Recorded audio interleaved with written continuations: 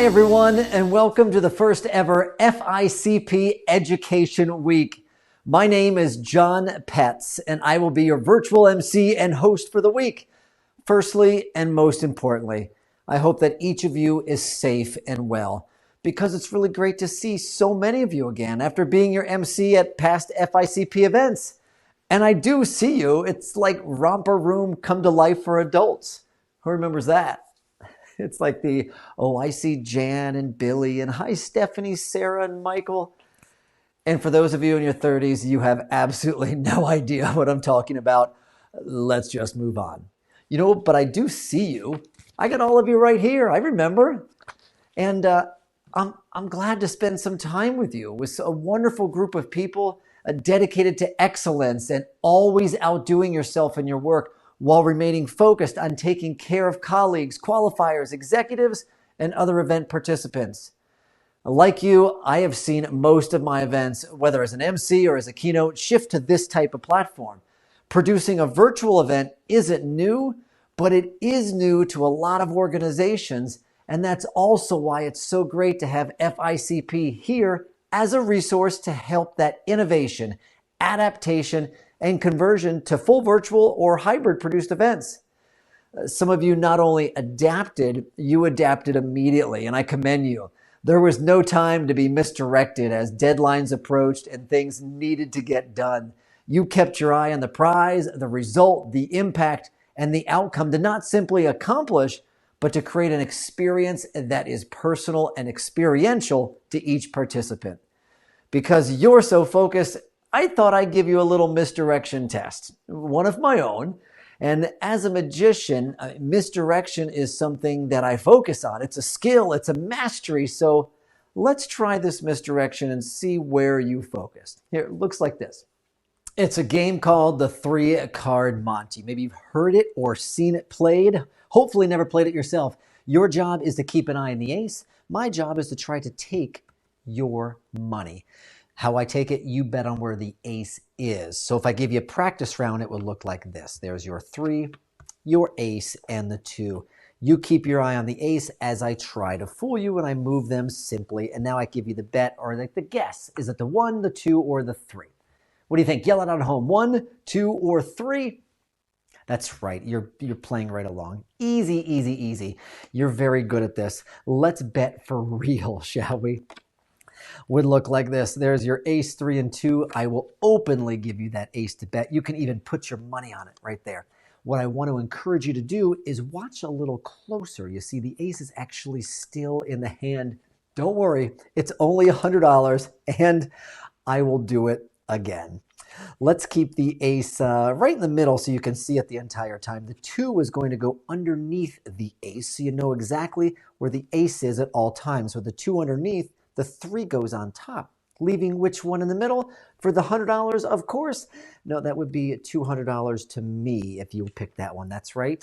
It's okay. Now I'm starting to feel bad. Let's take away 1 card. So you only have 2 to watch. It's a 50-50 bet. If I mixed them once, mixed them twice, have you pick a hand, left or right. What do you think? It's not a game you're going to win. I hope you followed it at that point. You see, the ace is still on the table. That means I'm up $300, but I'm still not being fair because I'm only showing you the back of the cards. What if I let you bet openly on the face of the cards? You can see it the whole time. I slide in the $100 bill, marking your ace. I can get rid of the 3. I can get rid of the 2, and now you can't lose. Your final bet, what do you think? 1, 2, or 3? No, that is the 3. Okay, the ace is actually down here in the table. The 2 over there. I honestly feel bad when I do that one. Hopefully you don't feel bad. What if we just use the 2 cards here in the end? What do you... Oh, wait a second. These are the... You've got the deck... Oh, you got the deck stacked. But that's all right. When we stack the deck with FICP members, everyone goes home a winner. That's why we're together, right? Hopefully you don't play that one for real, ever, okay? A couple things. I want to remind you to take care of yourselves and plug in where you can. Not just this week, but anytime, to FICP resources that help you not be misdirected, but allow you to focus to adapt and overcome your short-term challenges, help your mental agility and wellness, and build knowledge that will serve you throughout your career. Here is how you can get the most out of our Education Week offerings. Each day, Monday through a Friday anyway, you'll get an email like the one with this message from FICP. The email will outline new opportunities for you to learn from and connect with peers for that day, including new blog posts, video shorts, live and on-demand webinars, and more.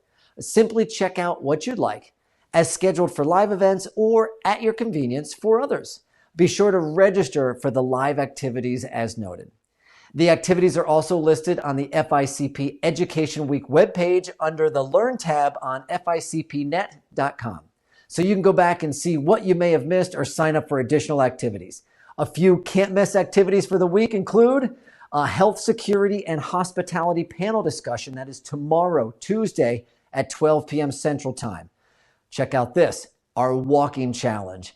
Simply post your update each day in the network for a chance to win a fabulous prize. Another one, an on-demand speaker showcase featuring presentations you can view on demand from a variety of keynote speakers who might just be the right fit for your next meeting, whether it's virtual or in person. FICP would also like to truly thank our sponsors for helping to provide 5 days of virtual education to our meeting professionals and hospitality partners. For a little bit more about the week and what you can expect from FICP, here's 2020 Chair Michael Burke. Welcome to FICP Education Week, and thanks for making time in your schedules to participate in this week's activities. I would also like to thank our Education Committee, Board of Directors, sponsors, and headquarters team for making these activities possible. Like many of you, I truly wish we could gather in person as originally planned this week.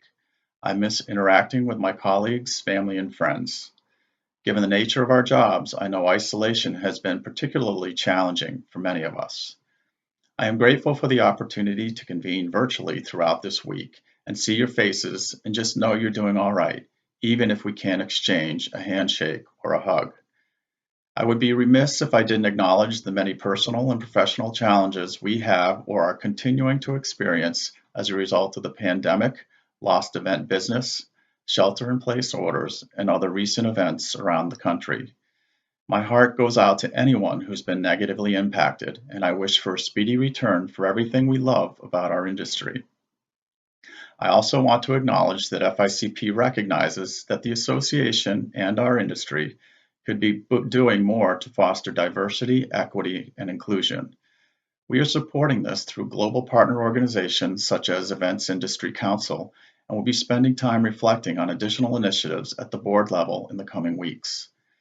I would encourage you to let me or any other board member know how else the organization can support your needs in the meantime. We can accomplish a lot when we come together and work together.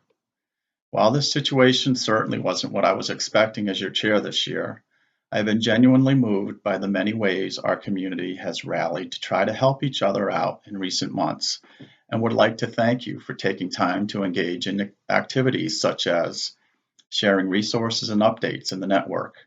We've seen a 60% increase in the number of members and hospitality partners who are participating in discussions there in the last 3 months. Discussing your experiences in FICP chats, and thanks to Jen Squalia and other volunteer facilitators for making those happen these last 2 months. We've seen more than 550 members and hospitality partners from our community join at least one chat. Adding your name to petitions to support the hospitality community, or donating to one of the many worthwhile organizations that is striving to help individuals who have lost jobs due to COVID-19. Or just checking in on one another. I am proud of our community and how this organization has been able to adapt to the rapidly changing public health situation to help everyone understand and adjust event planning, cope with rapid transitions to remote work, and support employer transitions. When I started my term in January, one of my priorities for the organization was to help reinforce FICP's value to you outside of our incredible in-person meetings, and demonstrate why you should turn to the association 24/7 with questions or for education and information to help amplify your impact at your organizations and within the industry.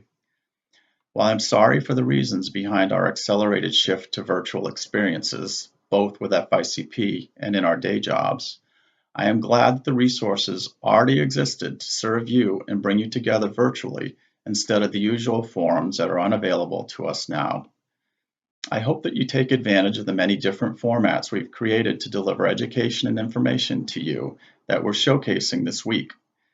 FICP Shorts videos, the blog, the Education Essentials newsletter, discussions in the network, FICP chats, webinars, podcasts, and more, and make a habit of doing so now.